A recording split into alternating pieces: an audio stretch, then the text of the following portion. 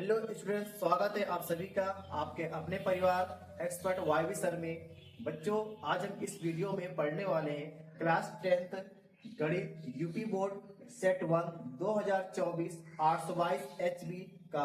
हमने एक वीडियो इसके पहले का सवाल मतलब क्वेश्चन नंबर 1 से लेकर 7 तक हमने पढ़ा है। आज हम क्वेश्चन नंबर 8 से इस वीडियो में पढ़ने वाले हैं। तो बच्चों, अगर आप उस वाला वीडियो आप नहीं देखे हैं तो मैंने डिस्क्रिप्शन में लिंक दिया है, जाके इसको आप देख सकते हैं। तो चलिए बच्चों, स्टार्ट करते हैं। क्वेश्चन नंबर 8 यहां पर लिखा गया है, यदि द्विघात समीकरण 3x² minus 12x plus m बराबर 0 के मूल बराबर है तो m का मान होगा। तो जो आपका द्विघात समीकरण है, क्वेश्चन दिया मूल बराबर है, तो चलिए इसको पहले हल करते हैं। देखिए यहां पर हम लिखते हैं ax² plus bx plus c बराबर 0 से क्या करते हैं भैया, तुलना कर लेते हैं। अब देखो यहां पर x² बगल 3 है, यहां x² बगल a है, मतलब x² सामने x² है तो a के सामने कितना है 3, a बराबर कितना है 3। तुलना करके a, b, c का मान निकालेंगे। अब ax के सामने ax है तो b के सामने कितना है -12, c के सामने कितना है m। अब क्वेश्चन दिया गया मूल बराबर है, मूल बराबर है तो इसका मतलब क्या हुआ, कैपिटल D बराबर 0। इसका बराबर क्या हुआ, मतलब अगर मूल बराबर होगा तो कैपिटल D बराबर 0। D आप जानते क्या, विविध कर है। तो जो फार्मूला ने बताया था कैपिटल D बराबर b² माइनस 4ac, तो D का स्थान रखेंगे 0, B का स्थान रखेंगे -12 का होल स्क्वायर, A का मान कितना है 3, C का मान कितना है m। अब देखो 4 3 12 गुणा करेंगे, 4 3 12, तो जो 12m इनका आपस में मल्टीप्लाई करें 12m, तो 12m इधर बुला लो, जब इधर आएगा तो पॉजिटिव हो जाएगा 12m। अब -12 का स्क्वायर कितना होगा 144, 12 से काटिए 12 पर हम में 144, तो m बराबर कितना आ गया 12। ऑप्शन कौन सा मिला, ऑप्शन नंबर डी। कितना अच्छा क्वेश्चन है, इतना विस्तार से क्वेश्चन को बताया गया है। हर विद्यार्थी इसको सीखते चले और अच्छे से रिवाइज करते चले। क्वेश्चन नंबर 9 यहां पर लिखा गया है, एक समबाहु त्रिभुज ABC की भुजाएं 2a है, उसके प्रत्येक शीर्ष लंब होगा।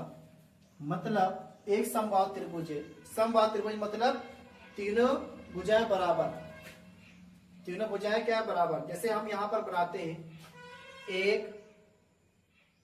समबाहु त्रिभुज, इसका नाम है ABC, और यहां पर लिखा गया है उसके प्रत्येक शीर्ष लंब होगा। मतलब अगर ये शीर्ष है ना, जिससे मान लेते A शीर्ष है, अगर इस पर डालेंगे लंब एक D, ये लंब, ये समकोण त्रिभुज बन जाएगा। ये आपसे पूछा गया AD की लंबाई, ये पूछा है कि शीर्ष लंब होगा, मतलब शीर्ष लंब की लंबाई, और जबकि भुजाएं दी गई 2a, मतलब इसका तीनों जो भुजाएं हैं 2a है।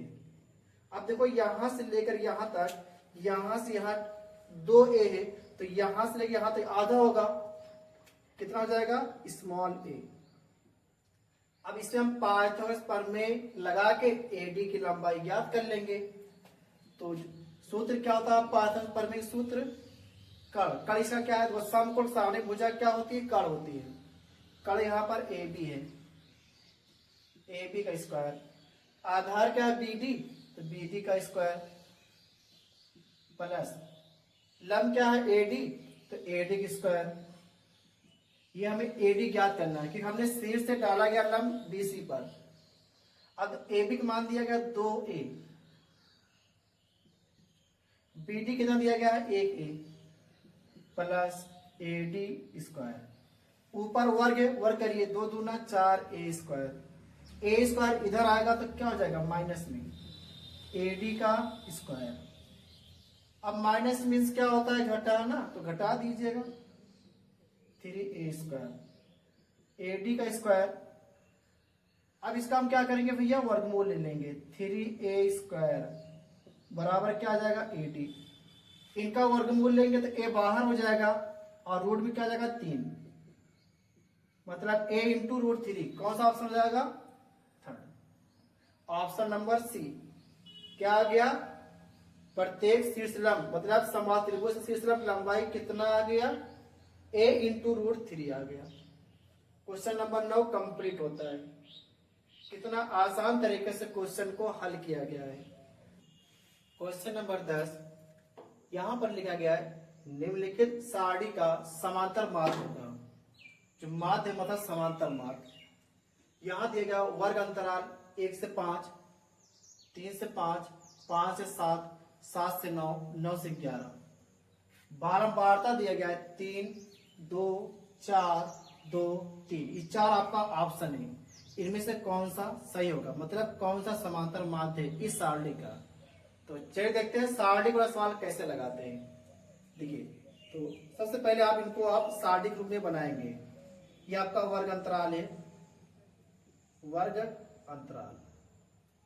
ये आपका बारंबारता है, बारंबारता को हम स्मॉल एफ से डिनोट।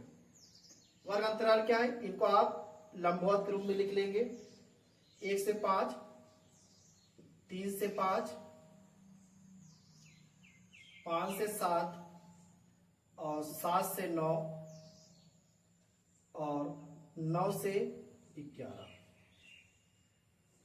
बारंबारता दिया गया 3, ये आपका 2, 4, 2, 3।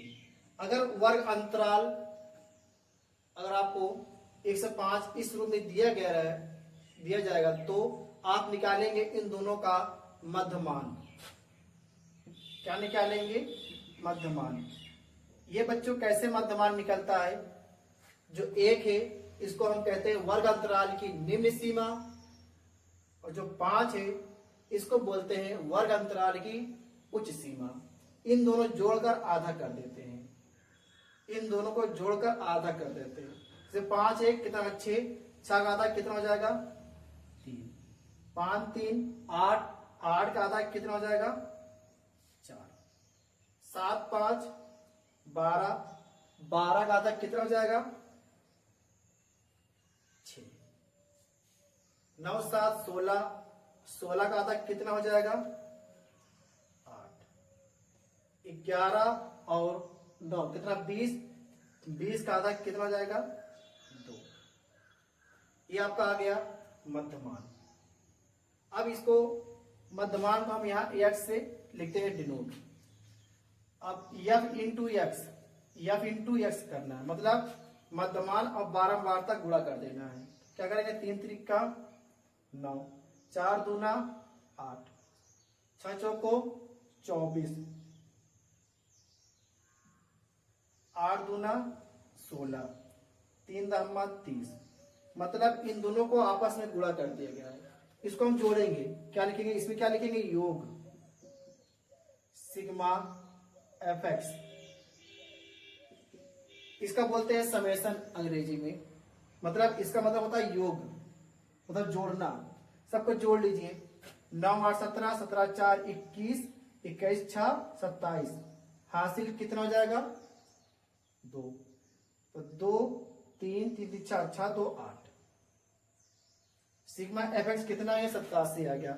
बारंबार तक हम जोड़ते हैं स्मॉल एन से, 3 2 5, 5 4 9, 9 2 11, 11 3 14। अब हमें निकालना है समांतर माध्य, मतलब माध्य बराबर होता है sigma F X by N. 87 बटे कितना है 14, इसको भाग कर देंगे, 14 छंग 84,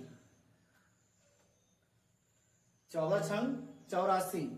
यहां पर कितना बचा 3, यहां पर कितना बचा 3, यहाँ पॉइंट लग जाएगा 30, तो 14 दूना 28, तो लगभग यहाँ ऑप्शन हमारा क्या हो जाएगा 6। 6 के आसपास में जो हमारा समांतर मान निकलेगा इस सारणी का कितना आ गया 6.2, तो यहाँ पर पॉइंट नहीं है मतलब 6 लगभग। तो क्वेश्चन नंबर 10 हमारा क्या होता है कंप्लीट होता है।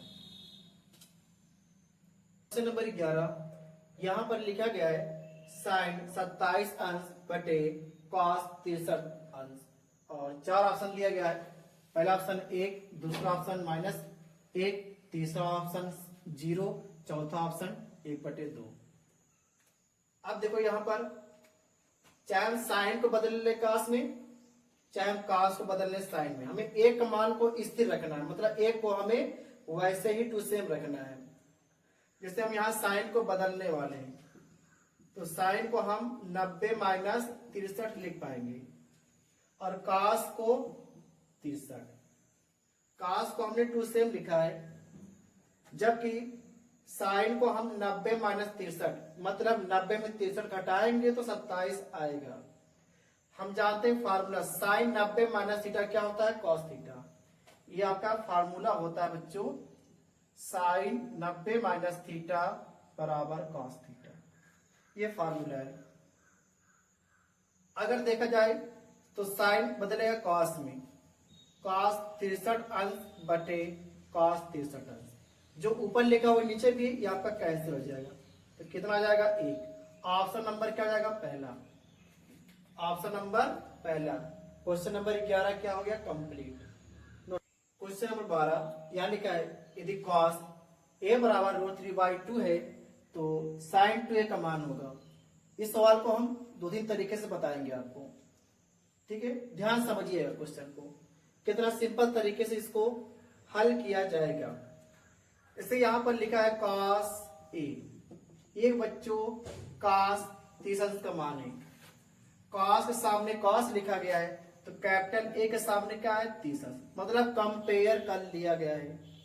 a बराबर 30 अंश, हमको चाहिए साइन 2a का मान, तो साइन 2a का मान, जबकि a बराबर हमको मिल चुका है 30 अंश, तो a का स्थान रखो 30, तो साइन 2 इंटू 30 गुणा कर देंगे इसका हम, तो साइन 60।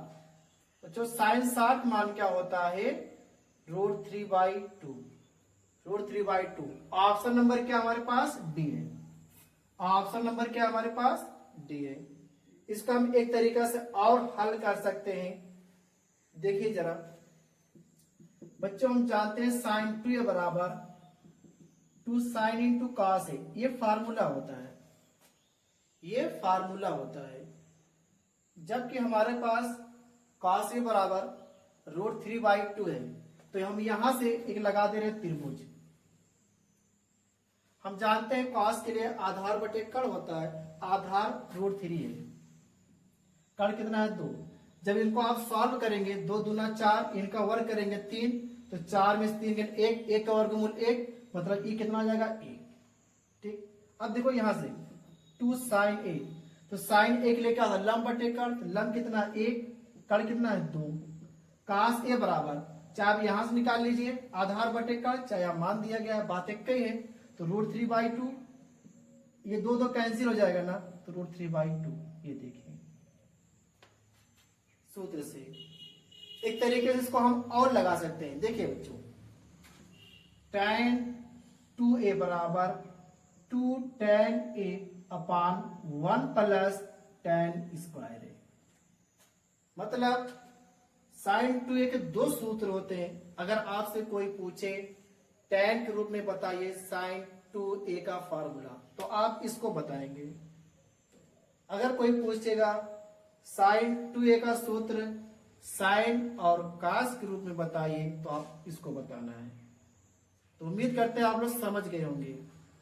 यहां कैसे लगाओगे ये वाले सवाल पे, जैसे बच्चों जानते हैं tan a लंब बटे आधार होता है ना, लंब कितना 1, आधार कितना √3, तो 1/√3 इसको आप रखकर हल करेंगे, आएगा ऑप्शन यही। समझ गए। क्वेश्चन नंबर 13 यहां लिखा गया है 1 प्लस tan स्क्वायर है बटे में 1 प्लस कॉट स्क्वायर है, मतलब इसका मान पूछा गया है कि इसके बराबर क्या होगा। बच्चों हम एक सूत्र जानते हैं कि 1 प्लस tan स्क्वायर बराबर क्या होता है, सेक स्क्वायर है। और 1 प्लस कॉट स्क्वायर बराबर क्या होता है, कोसेक स्क्वायर है। ये क्या है बच्चों, ये सूत्र है, ये फार्मूला है। तो इनके स्थान पर क्या लिखेंगे, देखो सेक स्क्वायर है ना, इनको पुट करिए सेक स्क्वायर ए। और जो आपका हर में लिखा है इनके स्थान पर क्या लिखा गया है, कोसेक स्क्वायर है। हो जाएगा आपका ये कोसेक स्क्वायर है। इतना आप समझ गए। बच्चों हम जानते हैं सेक उल्टा क्या होता है, कॉस, और कोसेक उल्टा होता है साइन। तो 1 कोसेक को लिख पाएंगे साइन, और सेक उल्टा क्या होता है, कास, उसको बटन कर दो कास। और बच्चों हम जानते हैं साइन अपान कॉस क्या होता है, tan स्क्वायर है। साइन अपान कॉस क्या होता है, tan स्क्वायर है। ये सवाल आप एक तरीके से और लगा सकते हैं, यहां से जो tan को साइन अपान कॉस तोड़कर और कॉट को कॉस अपान साइन को तोड़कर, ऐसे हम लेके आप कर सकते हैं। तो सबसे अच्छा तरीका हमें यही लगा। उम्मीद करते हैं आप लोग इस सवाल को समझे होंगे अच्छे तरीके से। तो ऑप्शन मिला, ये कौन सा मिलेगा, ऑप्शन नंबर हमारे पास क्या भैया, डी। ऑप्शन क्या है हमारे पास, डी है।